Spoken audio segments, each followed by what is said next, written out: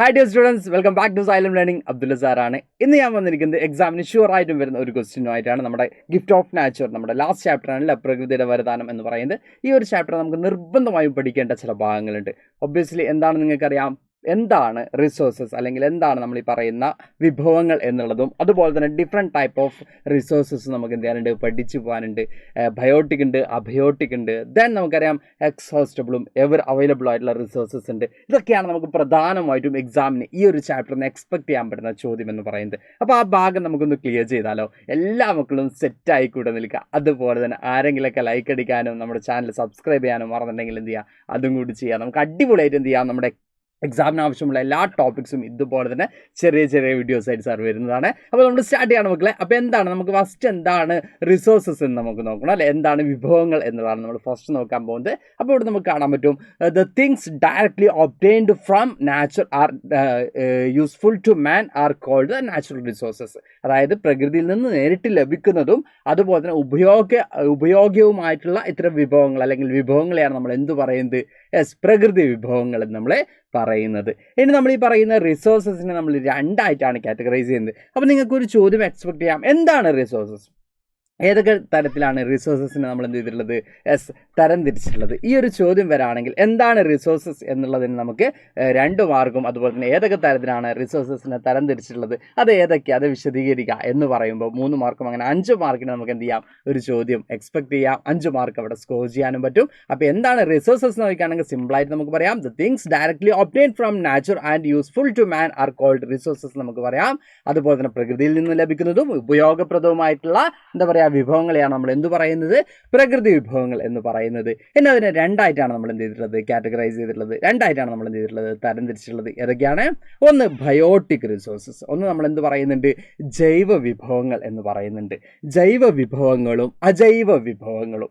Biotic resource and abiotic resource ആണ് നമുക്ക് കാണാൻ പറ്റുന്നത്. എന്തൊക്കെയാണ് മക്കളെ? ബയോട്ടിക് റിസോഴ്സസും അബയോട്ടിക് റിസോഴ്സും. എന്താണ് biotic resources?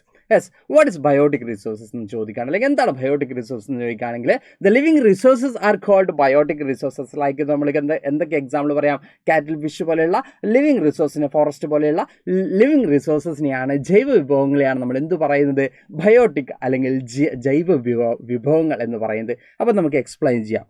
The living resource are called biotic resource. ജീവനുള്ള വിഭവങ്ങൾ നമ്മൾ ജൈവ വിഭവങ്ങൾ എന്ന് പറയുന്നു. അപ്പോൾ എന്താണ് അബയോട്ടിക് റിസോഴ്സസ്? അപ്പോൾ അജൈവ വിഭവങ്ങൾ എന്ന് പറഞ്ഞാൽ നോൺ ലിവിങ് റിസോഴ്സസിനെയാണ് നമ്മൾ എന്ത് പറയുന്നത്, അബയോട്ടിക് റിസോഴ്സസ് അല്ലെങ്കിൽ ജീവനില്ലാത്തവയാണ് നമ്മൾ എന്ത് പറയുന്നത്, അജൈവ വിഭവങ്ങൾ. നമുക്ക് സിമ്പിളായിട്ട് ചിന്തിച്ചാൽ കിട്ടും അല്ലേ.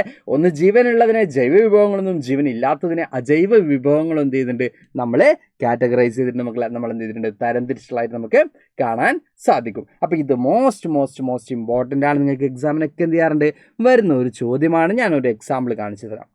ഇപ്പോൾ നമുക്ക് എന്ത് ചെയ്തിട്ടുണ്ട്, സച്ച് റിസോഴ്സസ് അവിടെ തന്നിട്ടുണ്ട്. മരം, സൂര്യപ്രകാശം, മത്സ്യം, കാറ്റ്, കന്നുകാലികൾ, ജലം എന്നിവ ചില പ്രകൃതി വിഭവങ്ങളാണ് അല്ലേ. അല്ലെങ്കിൽ നമ്മൾ ഈ പറഞ്ഞ പോലെ തന്നെ ഫോറസ്റ്റ്, സൺലൈറ്റ്, ഫിഷ്, വിൻഡ്, കാറ്റിൽ, ദെൻ വാട്ടർ, എന്താ പറയുക, ഇതൊക്കെ എന്താണ്, നാച്ചുറൽ റിസോഴ്സ് ആണ്. ഇതിനെ നമ്മൾ എന്ത് ചെയ്യണം, ബയോട്ടിക് എന്നും അബയോട്ടിക് എന്നും ക്ലാസിഫൈ ചെയ്യണം. ഇതിനെ നമ്മൾ എന്ത് ചെയ്യണം, ജൈവ വിഭവങ്ങളെന്നും അജൈവ വിഭവങ്ങളെന്നും എന്ത് ചെയ്യണം, തരംതിരിക്കണം. ഈ രീതിയിലൊരു ചോദ്യം വരാം നിങ്ങൾക്ക് എക്സാമിന്. അപ്പോൾ ഞാൻ പറഞ്ഞതുപോലെ തന്നെ എന്താണ് റിസോഴ്സസ്, ഏതൊക്കെയാണ് റിസോഴ്സസ്, അതുപോലെ തന്നെ ഇങ്ങനെ തന്നു എക്സാമ്പിൾസ് തന്നിട്ട് ഇതിനെന്ത് ചെയ്യാണ്, ഇതിനെ രണ്ടായിട്ട് കാറ്റഗറൈസ് ചെയ്യുക. ഇതിൽ ഏതാണ് ബയോട്ടിക്, ഏതാണ് അബയോട്ടിക് എന്ന് ചോദിക്കുകയാണെങ്കിൽ നമുക്ക് കാണാം, ജസ്റ്റ് നമുക്കൊന്ന് അടയാളപ്പെടുത്തി പോവാം. നമ്മൾ BA അങ്ങനെ ഇട്ടു പോകട്ടോ, A for abiotic, B for biotic അങ്ങനെ ഇട്ടു പോവാം നമുക്ക്. അപ്പോൾ ഫോറസ്റ്റ് നമ്മൾ നേരത്തെ പറഞ്ഞ പോലെ തന്നെ എന്താണ്, ബയോട്ടിക് ആണ്. സൺലൈറ്റ് എന്താണ്, അബയോട്ടിക് ആണ്. ഫിഷ് എന്താണ്, ബയോട്ടിക് ആണ്. വിൻഡ് എന്താണ്, അബയോട്ടിക് ആണ്. കാറ്റിൽ എന്താണ്, ബയോട്ടിക് ആണ്. വാട്ടർ എന്താണ്, അബയോട്ടിക് ആണ്. അപ്പോൾ ഇവിടെ നമുക്ക് എന്തിട്ടി, ജീവനുള്ളതും അതുപോലെ തന്നെ അജൈവവും, ജൈവ വിഭവങ്ങളും അജൈവ വിഭവങ്ങളുമാണ് നമ്മളിവിടെ കാറ്റഗറൈസ് ചെയ്തിട്ടുള്ളത്. അപ്പോൾ മരം നമ്മൾ പറയുന്നതാണ്, ബയോട്ടിക് പറഞ്ഞു അല്ലേ, ജൈവം പറഞ്ഞു. സൂര്യപ്രകാശം നമ്മൾ അജൈവം പറഞ്ഞു. മത്സ്യം നമ്മൾ ജൈവം പറഞ്ഞു. കാറ്റ് നമ്മൾ അജൈവം പറഞ്ഞു. പിന്നെ കന്നുകാലികൾ നമ്മൾ ജൈവം പറഞ്ഞു. പിന്നെ നമ്മൾ എന്ത് പറഞ്ഞു, ജലം നമ്മൾ അജൈവം പറഞ്ഞു. ഇങ്ങനെ നമുക്ക് എന്ത് ചെയ്യാം, തരംതിരിക്കാം. ഇങ്ങനെയാണ് നമുക്ക് ഒരു ചോദ്യം നമുക്കിത് എക്സ്പെക്ട് ചെയ്യാം മക്കളെ. അപ്പോൾ ഇങ്ങനെ ഒരു ചോദ്യം വരാണെങ്കിൽ സിമ്പിളായിട്ട് നമുക്ക് എന്ത് ചെയ്യാൻ പറ്റണം, അതിനെ കാറ്റഗറൈസ് ചെയ്യാൻ പറ്റണം. ഏതാണ് ബയോട്ടിക്, ഏതാണ് അബയോട്ടിക് നമുക്ക് എന്ത് ചെയ്യാൻ പറ്റണം, എഴുതാൻ പറ്റണം. എല്ലാവർക്കും സെറ്റാണ്, എല്ലാവർക്കും ഓക്കെ ആണ് എന്ന് വിശ്വസിക്കുന്നുണ്ട്. ഇനിയൊരു ചോദ്യം കൂടിയുണ്ട് മക്കളെ. യെസ്, എവർ അവൈലബിൾ റിസോഴ്സസും exhaustible റിസോഴ്സസും.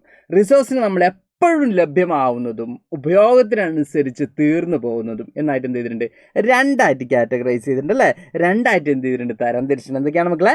Ever available resource and എന്താ ഈ പറഞ്ഞ പോലെ തന്നെ എക്സ്ഹോസ്റ്റബിൾ റിസോഴ്സസ് നമ്മൾ എന്ത് ചെയ്തിട്ടുണ്ട്, രണ്ടായി തരം തിരിച്ചിട്ടുണ്ട്. അപ്പോൾ എവർ അവൈലബിൾ റിസോഴ്സസിന് നമുക്ക് എന്തൊക്കെ എക്സാമ്പിൾസ് കൊടുക്കാം? Ever available resource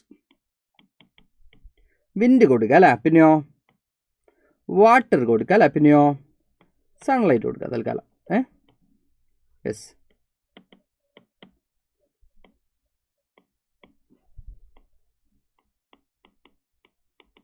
okay. കാറ്റ്, ജലം, സൂര്യപ്രകാശമൊക്കെ നമുക്ക് എന്തിന് എക്സാമ്പിൾ കൊടുക്കാം? നമ്മുടെ എവർ അവൈലബിൾ, എക്കാലത്തും ലഭ്യമാവുന്ന വിഭവങ്ങൾ കേട്ടോ, എക്കാലത്തും ലഭ്യമായ വിഭവങ്ങൾ. ഇനി എക്സോസ്റ്റബിൾ റിസോഴ്സസ്, ഉപയോഗത്തിനനുസരിച്ച് തീർന്നു പോകുന്നത്.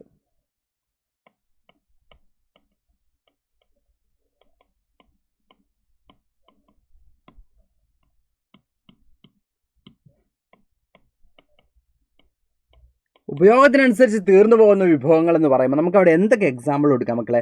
ഉപയോഗത്തിനനുസരിച്ച് തീർന്നു പോകുന്നത് അല്ലെങ്കിൽ എക്സോസ്റ്റബിൾ റിസോഴ്സ് പറയുമ്പോൾ നമുക്ക് കോൽ കൊടുക്കാം അല്ലേ, കൽക്കരി, അപ്പോൾ തന്നെ നാച്ചുറൽ പ്രകൃതി വാതകങ്ങൾ, നാച്ചുറൽ ഗ്യാസസ് നമുക്ക് എന്ത് ചെയ്യാം, കൊടുക്കാം. പിന്നെയോ യെസ്, പെട്രോളിയം നമുക്ക് എന്ത് ചെയ്യാം,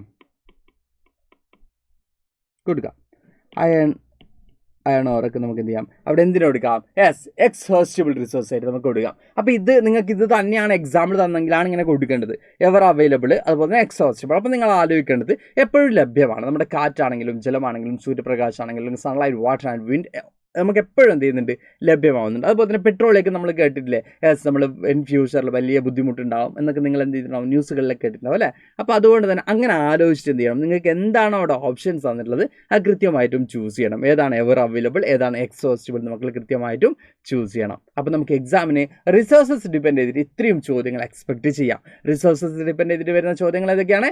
എവർ അവൈലബിൾ റിസോഴ്സ് ഏതാണ്, എക്സോസ്റ്റബിൾ റിസോഴ്സ് ഏതാണ്, അതുപോലെ തന്നെ ബയോട്ടിക് ഏതാണ്, അബയോട്ടിക് ഏതാണ്, ബയോട്ടിക് എന്താണ്, അബയോട്ടിക് എന്താണ്, അല്ലെങ്കിൽ ജൈവ വിഭവം എന്താണ്, അജൈവ വിഭവം എന്താണ്, എന്താണ് വിഭവങ്ങൾ. ഇങ്ങനെ നമുക്ക് എന്ത് ചെയ്യാം, സെറ്റ് ഓഫ് ക്വസ്റ്റ്യൻസ് ഈ പറയുന്ന പ്രകൃതിയുടെ വരദാനം അല്ലെങ്കിൽ ഗിഫ്റ്റ് ഓഫ് നാച്ചർ എന്ന് പറയുന്ന ഈ ഒരു ചാപ്റ്റർ നമുക്ക് എന്ത് ചെയ്യാം, പ്രതീക്ഷിക്കാം മക്കളെ. അപ്പോൾ എല്ലാവരും സെറ്റായിട്ട് എന്ത് ചെയ്യുക, എക്സാം എഴുതുക. 5 to 10 മാർക്ക്, 5 to 10 മാർക്കിന് നമുക്ക് എന്ത് ചെയ്യാം, ചോദ്യങ്ങളിലൂടെ എക്സ്പെക്ട് ചെയ്യാം. അപ്പോൾ എല്ലാവരും അടിപൊളിയായിട്ട് എന്ത് ചെയ്യുക, എക്സാം എഴുതുക. എന്തെങ്കിലുമൊക്കെ ഡൗട്ട് ഉണ്ടെങ്കിൽ കമൻറ്റ് ബോക്സിൽ കമൻറ്റ് ചെയ്യുക. അപ്പോൾ നമുക്ക് നെക്സ്റ്റ് വീഡിയോ ആയിട്ട് കാണാം. Thank you all, by.